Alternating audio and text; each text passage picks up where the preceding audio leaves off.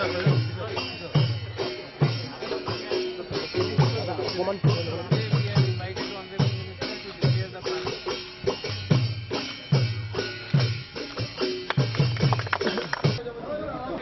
পবিত্ৰা আপোনালোকে দেখিলে যে আনুষ্ঠানিকভাৱে আমি ৰাইজৰ কাৰণে মুকলি কৰি দিছোঁ আৰু এই ক্ষেত্ৰত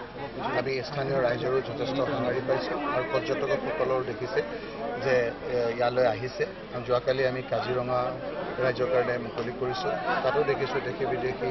পৰ্যটক আগতকৈ বাঢ়িছে। পবিত্ৰাৰ ক্ষেত্ৰত আমি আপোনালোকৰো সহযোগিতা বিচাৰিছোঁ, বিশেষকৈ আমি স্থানীয় ৰাইজে আমাক যথেষ্ট সহায় কৰিছে আৰু এই সংৰক্ষণৰ ক্ষেত্ৰত আমিও আমাৰ ফালৰ পৰা বিশেষকৈ বন বিভাগেই নহয় চৰকাৰৰ অন্যান্য বিভাগৰ পৰা যদি ওচৰ চুবুৰীয়া লোকক আমি কিবা সহায় কৰিব লাগে সেইখিনি কৰাৰ কাৰণে আমি নিৰ্দেশ দিছোঁ আৰু আমি আশা কৰিছোঁ যে সেই আগতকৈ আৰু বেছি আমাক সংৰক্ষণৰ ক্ষেত্ৰত সকলোৱে সহায় কৰিব আৰু ইলেক্ট্ৰনিক প্ৰিণ্ট মিডিয়াকো আমি অনুৰোধ কৰিছোঁ যে আপোনালোকে যেনেকৈ আমাক যোগাত্মক সঁহাৰি জনাইছে অসমৰ স্বাৰ্থৰ ক্ষেত্ৰত এই ছিজনটোত যাতে পৰ্যটকসকল অকল ৱাইল্ড লাইফৰ ক্ষেত্ৰতে নহয় ধৰ্মীয় পৰ্যটকসকল বিভিন্ন ক্ষেত্ৰৰ পৰ্যটকসকল যাতে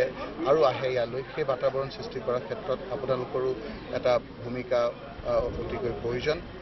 গতিকে আপোনালোকৰো আৰু বিশেষকৈ নেশ্যনেল ইলেক্ট্ৰনিক মিডিয়া বা প্ৰিণ্ট মিডিয়াকো আমি অনুৰোধ কৰিছোঁ যে এই ক্ষেত্ৰত যাতে আপোনালোকেও এই ছিজনটোত যাতে আৰু পৰ্যটকসকল আহে আৰু যাতে আমাৰ ইয়াত বাতাবৰণ ভাল হয়, বন্ধুত্বৰ ভাৱ যাতে আৰু বাঢ়ে তাৰ কাৰণে আপোনালোকৰ সহায় সহযোগিতা আন্তৰিকতাৰে এটা ইণ্টাৰপ্ৰিটেশ্যন আৰু ইনফৰ্মেশ্যন চেণ্টাৰ এটা কৰাৰ কথা আমি ভাবিছোঁ। মুখ্যমন্ত্ৰী ডাঙৰীয়াই কৈছে যে পবিত্ৰাখনৰ আমি এইকাৰণে পৰ্যটকৰ কাৰণে গুৰুত্ব আৰু বঢ়াব লাগে কাৰণ ইয়াত গুৱাহাটীৰ নিচেই কাষত বহুত লোক আছে যিসকলে ওৱান হৰ্ণ ৰাইনো চাব বিচাৰে কিন্তু সময়ৰ অভাৱৰ বাবে কাজিৰঙালৈ যাবলৈ অসুবিধা, সেইসকলো যাতে আমাৰ গড় চাব পাৰে সেইসকলৰ কাৰণে আমি পবিত্ৰাত আৰু ইনফ্ৰাষ্ট্ৰাকচাৰ আগতকৈ বহুত বাঢ়িছে, ফেচিলিটি ইয়াত বাঢ়িছে, হাঙিং ব্ৰিজ হৈছে